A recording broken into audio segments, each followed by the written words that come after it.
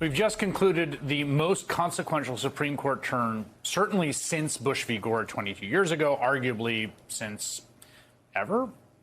The 6-3 conservative majority court handed down huge decisions just within the last week of its term, limiting the authority of the Environmental Protection Agency to regulate carbon emissions, making it harder for states to keep guns off the streets by massively expanding the reach of the Second Amendment and overturning 50 years of precedent by ending the federal constitutional right for a woman to control her own reproductive health.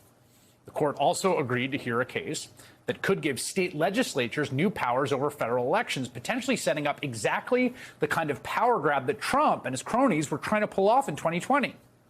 This group of right-wing justices, 5 of them elevated to the Supreme Court by a president who came to office by losing the popular vote, are now in a position to fundamentally change the country.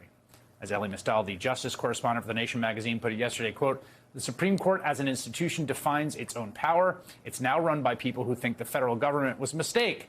And yet people in the federal government are not willing to check this institution. What do you think is going to happen?" And Elie Mystal, author of the best-selling book, Allow Me to Retort, A Black Guy's Guide to the Constitution, joins me now. Well, Elie, you take no pleasure in being right about what this court would be, but this was... Basically, this term was the nightmare scenario, the nightmare that all this felt like it was possibly leading to, the nightmare that felt like a little bit put off because they were being a little careful that first term. And there were these decisions that people thought, oh, well, maybe this was it. This was just about as bad as it could possibly be, right? Yeah, I have this as the worst Supreme Court term since 1857. That's the court that unleashed the Dred Scott decision, which basically unleashed the Civil War. But I don't think we have to go back to 165 years ago. I think we want to go back to 30 years ago to really understand what's happened. 30 years ago, 1992, Planned Parenthood v. Casey, Roe v. Wade is upheld, albeit with new restrictions, in a 5-4 vote. Those 5 votes in the majority were justices all appointed by Republican presidents. In fact, the 1992 court was appointed by had justices, 8 of whom were appointed by Republican presidents. And yet they upheld Roe. Why? It's not like they liked abortion. It's not like they liked states' rights. They had a Confederate view of states' rights. The difference is that conservatives 30 years ago believed in practicality.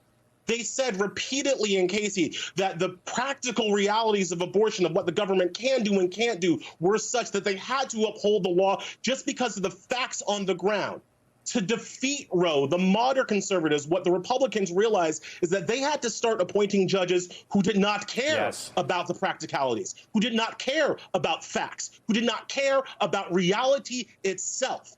And that is how they found justices who are now willing to overturn Roe. And that decision, finding justices who are willing to do that, that's what explains everything else.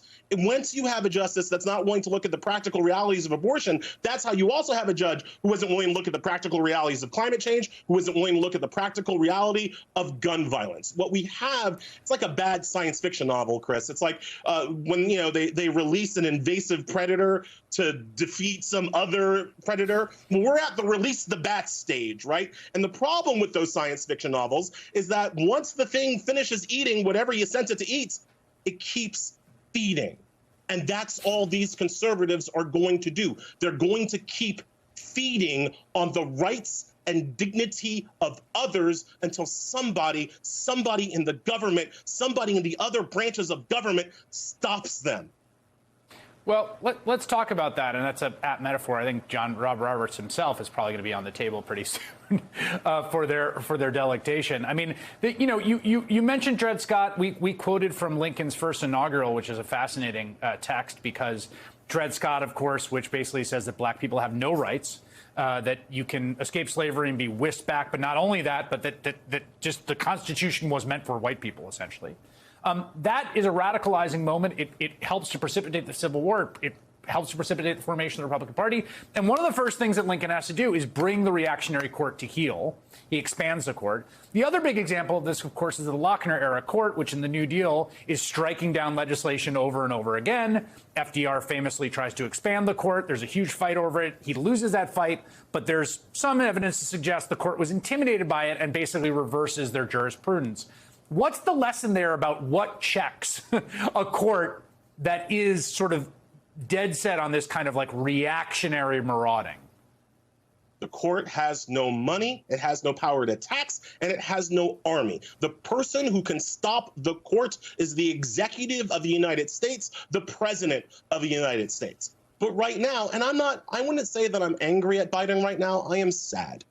I am sad that right now, because you know who remembers 30 years ago? Joe Biden. Joe Biden remembers the hokey past of bipartisanship, where he could reach out to conservatives who were concerned about practical governance. Those people don't exist now, but Joe Biden never got the memo. And so I'm sad that in this crucial moment, we have a president who is unwilling, who is so ossified in his past thinking that he won't stand with his people at this critical moment to take power back, not for himself, because he doesn't matter, but to take power back for the American people from these unelected, unaccountable judges.